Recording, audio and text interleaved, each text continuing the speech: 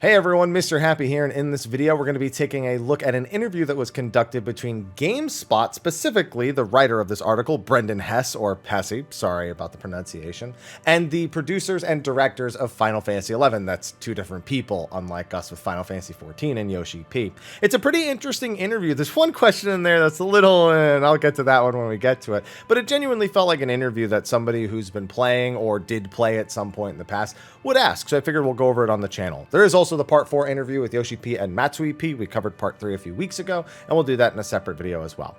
Now, the title, which is cut off because there's a bunch of ads on one side of the article, Final Fantasy XI at 20, devs on coexisting with Final Fantasy XIV, that's what's cut off, classic servers, and its lasting influence. Don't get too excited at the classic servers part.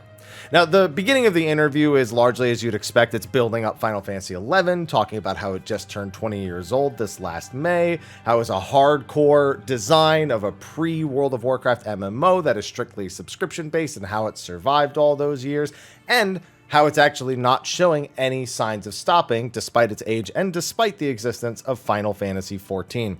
It also acknowledges that Final Fantasy XI's player base has actually grown in the last few years, which was definitely a surprise. Oh, hi, Ivy. Thanks for joining the video in the back there. It's definitely been a surprise to the producer and director. They've expressed it many times and even goes over some of the other new content that's been introduced in these recent months and years. So, for the interview, as we have here in the bolded chat with GameSpot, the first question, I've heard that the initial expectations were that Final Fantasy XI may only be active for a few years. Now, original expectations are dating back to 2002, when the company didn't exactly know how a Final Fantasy MMO would play out in the long term. Well, 20 years later, the game still has a passionate player base. Are you surprised that the game has lasted this long? Why do you think 11 remains so popular? Now, I mentioned earlier we have the producer and the director. Akihiko Matsui, more commonly known as Matsui P, is the producer of Final Fantasy XI, and the director, the current director, is Yoji Fujito. So that is who we have here for this interview. Matsui talks about how his players are basically the ones to thank for the 20th anniversary. He takes some time to thank GameSpot, as well as the people reading the article, thanking the players that they've actually made it this long. He says that it may seem old-fashioned or slow-paced, but maybe subsequent MMOs have evolved too systematically and can't offer fresh experiences despite being new, which is why players may be considering Final Fantasy XI amongst their options. Admits that it's not a very user-friendly game, but they are helped by the fact that 11 players are experts at enjoying the game. I will say this, in every interview with Matsui P, I haven't reported on too many, he's incredibly humble. He understands his project is one that honestly, most people didn't expect would still be around. Square Enix has tried to sign the death sentence on Final Fantasy XI themselves multiple times. The question leads with them expecting it to last a few years. Then they tried to essentially move people from 11 to 14 with 1.0. And then they announced basically that they were done with stuff in 2015 or 2016. They've tried to do it themselves, and it just doesn't happen, and that's for a very particular reason. But Matsui P has always been very humble, even when he's done interviews alongside the Dragon Quest X director and Yoshi P, or the Dragon Quest X producer, I think it was. He always talks about how his game is so tiny and small, but he's so happy and proud of it, and everyone's always trying to lift him up every time, and they're like, oh, no, it's good, it's great, listen, it's doing really well, you should be happy with it. So it's always really funny. Now, as for Yoji Fujito, he's relieved to have celebrated the 20th anniversary safe and sound. The years flew by as we perpetually brainstormed our updates for the game and how to go about fulfilling our adventurers' desire for adventure. It's a hell of a sentence. 20th anniversary had arrived before we knew it. To be honest, I still can't believe it's been 20 years because it feels like we just celebrated the 10th and 15th anniversary. So my reaction to being told it's been 20 years is, what? No way. I believe it's because of new content adjustments being released on a regular basis. So pretty straightforward. First comments going into the interview. Excuse me if I have to do that a few times this video. I've been a little congested in the afternoon as of late. Now, as for the second follow-up, not even a new question necessarily, speaking from personal experience, I've noticed more new players both in-game and on social media over the past couple years. Certainly, some of them may be the consequence of the pandemic and crossover appeal with Final Fantasy XIV, but the game has seen a boost in popularity amongst YouTubers and Twitch streamers as well. What do you make of popular North American content creators like Maximilian Dude and Tyler Ninja Blevins going back to the game? So Maximilian Dude has a strict no Final Fantasy XI policy. I think he streamed it once in very, very recent time because he admittedly had a problem with addiction to Final Fantasy XI in his youth, and he is afraid of that kind of resurfacing and affecting his work. So I think he played it again for like a day or two and then shelved it again. Whereas Ninja played on private servers. So maybe not the best name to bring up at this.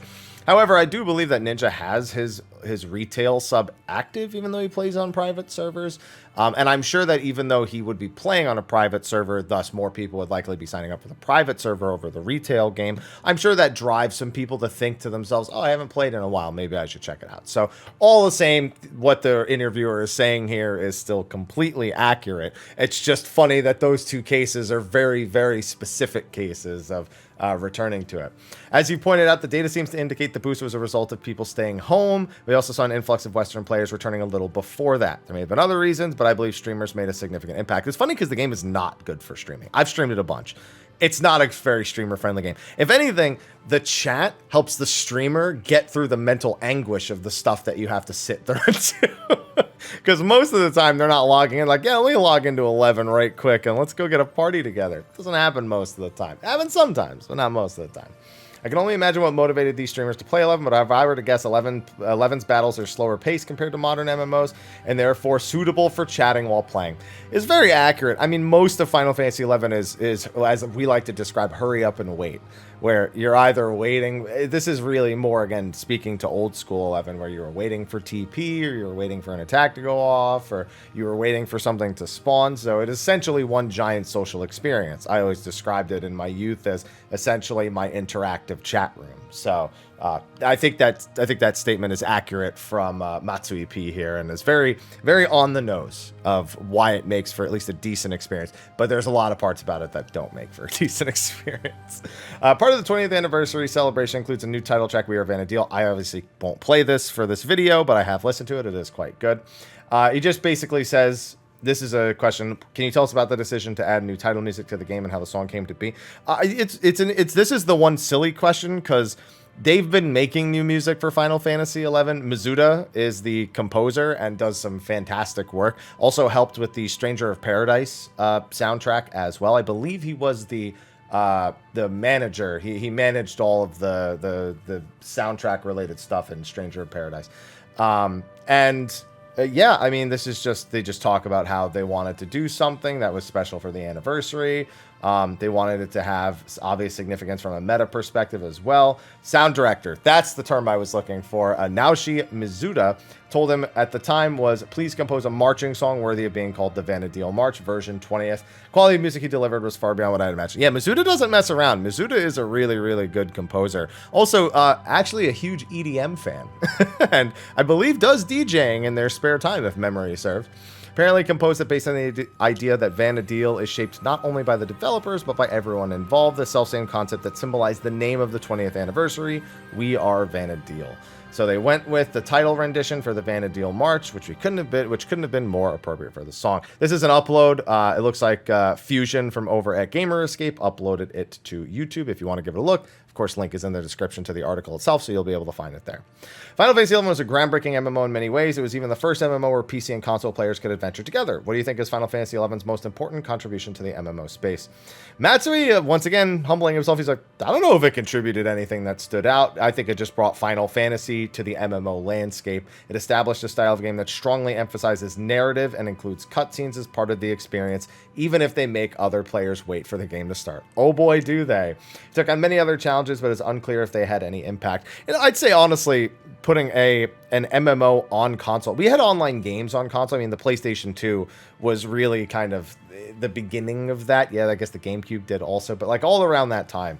But, you know, I remember there was SOCOM, there was Final Fantasy 11, you had Champions of Norath, you know, like there was very, very few options to play an online game on a console at that point.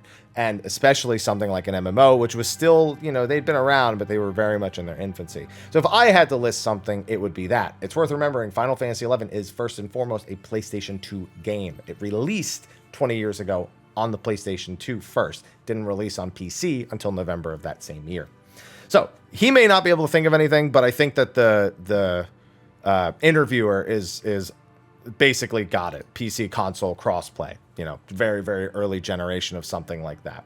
Final Fantasy is known for its powerful storylines and relatable characters, and Final Fantasy XI is no exception. I'm especially a fan of the Chains of Promethean and Wings of the Goddess expansion. Which storyline is your favorite? Matsui P answers this all the time. Wings of the Goddess. I could have told you that even without him answering. But he's like, he likes it because of the jobs that they were able to add. They had a change of staff, and it was very worrying for him during development. But they were able to create a very wonderful story and characters. He loves Aphmau. He loves the Serpent Generals. And of course, Naja Salahim, everyone's favorite character from Treasures of Ott or Gone.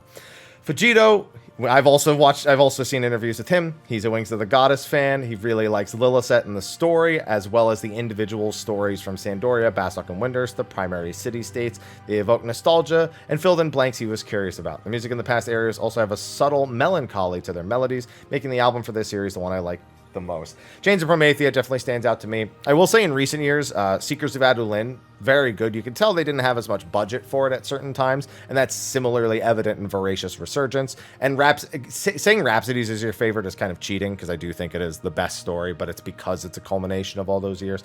I would also go Chains of Promethea, as the interviewer has suggested. I still think that one holds up the best after all this time. I'm not a huge Wings of the Goddess fan, but that's because I played it as it was coming out, and the development of the game around that time was problematic, to say the least. While the game has seen numerous expansions and updates that add major features like the Trust AI party members or new combat mechanics, I have to imagine plenty of ideas were left on the cutting room floor. Can you tell us about any ideas that you wanted to include but couldn't? Again, that's what I say. This interviewer did a really, really good job with these questions. These are things that longtime players would definitely be wondering. Matsui said, to this day, I would like to include tutorials that are common in modern MMORPGs, but wouldn't significantly alter 11 itself. If that game had actual tutorials, my word, that would be... It wouldn't change the fact that you would still need all these wiki pages to get anywhere past like level 30, but it would be something to actually have something like that in the game. Though I imagine 11 faithfuls, of course, would say it's immersion breaking and whatnot. The usual stuff, but it is what it is. But it's implying it won't happen regardless. Apparently, they originally, back when it was launched, envisioned making a system where players could make their own quests and missions, so you can continue to play new quests and missions indefinitely. They would also have allowed players to place objects in the field, and I can understand why that was scrapped, because that is asking for trouble. Every time there's player-created content, you have maybe a 1 in 100 chance of it being good, and a lot of it not being so good. And if players needed to place objects in the field to do that, I have a bad feeling about that. One of the most important parts of Final Fantasy XI's legacy is its influence on Final Fantasy XIV. Obviously, 11 and 14 are two very different games that fans often compare the two. What is it like having two MMOs in the same franchise? And here's something that we've heard multiple times again. The assumption very, very early on was that 14 would inherit 11's customers, after which 11 would quietly end its role. They've mentioned this before. They've said that's why Final Fantasy XIV's races look like, as we called them back in 1.0, knockoffs of Final Fantasy XI's. It was deliberate. They wanted it visually to seem familiar. If you played a Taru, you'd probably gravitate towards Lalafell. If you played a Galka, you'd probably gravitate towards Rogadin. That's why the Rogadin, only male Rogadins were available initially, and only female Mikotes were available originally, because it was the same with Galkas and Mithras in Final Fantasy XI, although with Galkas it's a little more complicated. So yeah, the standards for MMOs during the launch of 11 and 14 were too different. The games ended up with very distinct styles. If 14 had been a straightforward upgrade to 11, I believe there would have been no qualms with terminating 11's service.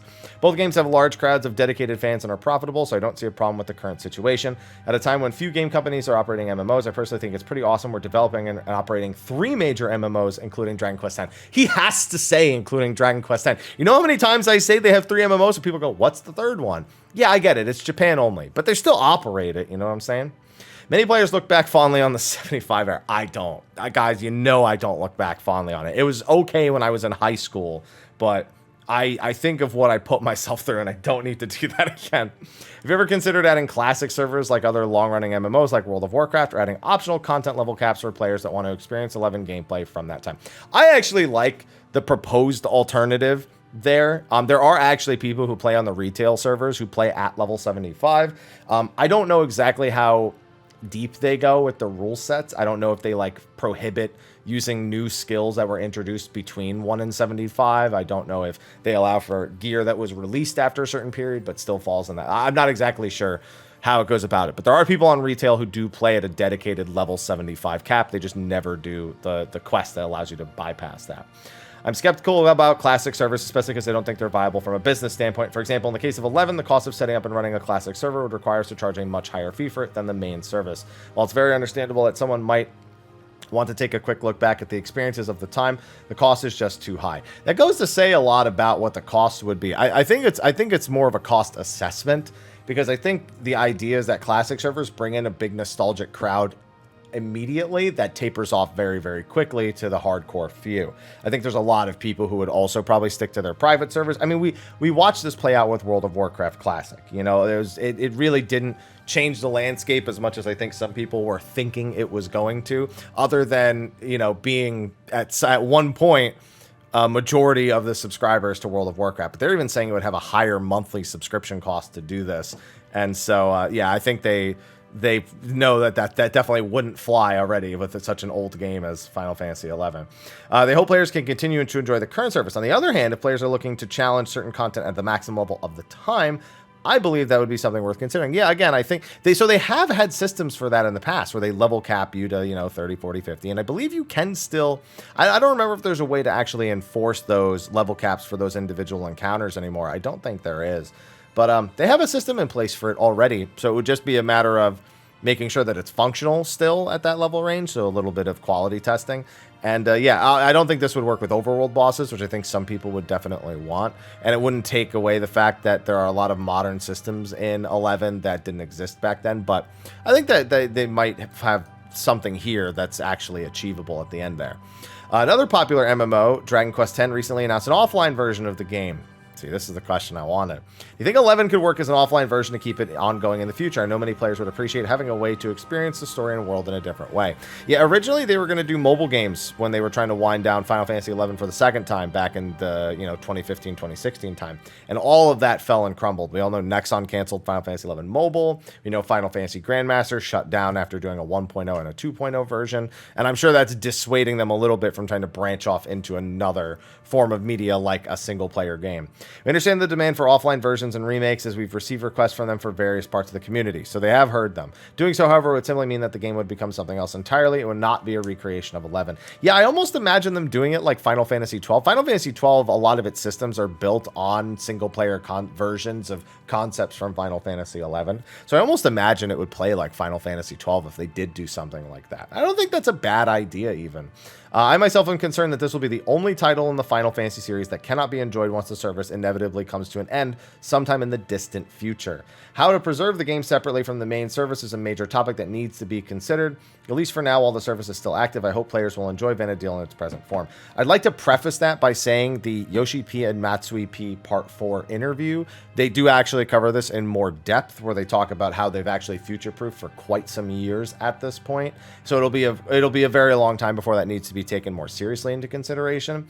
But as much as he says he's concerned it'll be the only title that you won't be able to play when it ends service, they'll come up with something. They'd sooner release something than have absolutely no way. I mean, that was the whole reason 14 was revived, is because they didn't want essentially either a giant blemish or, I guess, a failed main numbered game. And not that 11 would fall into either of those, but an unplayable main numbered game would definitely be weird for the franchise. So I think as the head of the creative business unit 3 that Final Fantasy XI technically falls under, that I don't think Yoshi P would even let that happen. So despite his concerns here, I wouldn't be concerned. I bet they'll have something many, many years down the line.